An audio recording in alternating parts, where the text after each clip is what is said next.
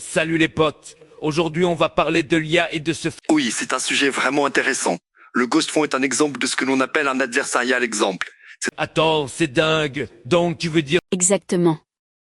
Et ce n'est pas juste pour les modèles d'IA, mais aussi pour les réseaux de neurones. Selon des études, jusqu'à 90% des modèles d'IA peuvent être trompés par... Non mais sérieux?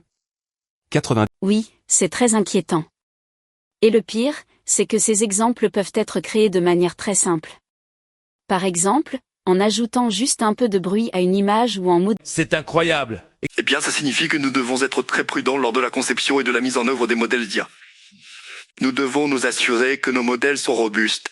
Ok, je vois. Et qu'est-ce que les gens peuvent faire pour se protéger contre... Les gens peuvent commencer par être conscients de ces risques et prendre des mesures pour se protéger.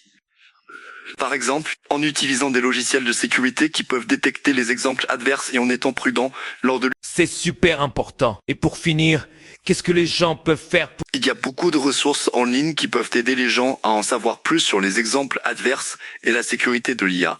Je recommande de consulter des sites web comme le site de la conférence NeurIP ou de suivre des... Super, merci pour ces infos. Et pour les auditeurs, n'oubliez pas de vous abonner à notre podcast pour plus de contenu comme ça.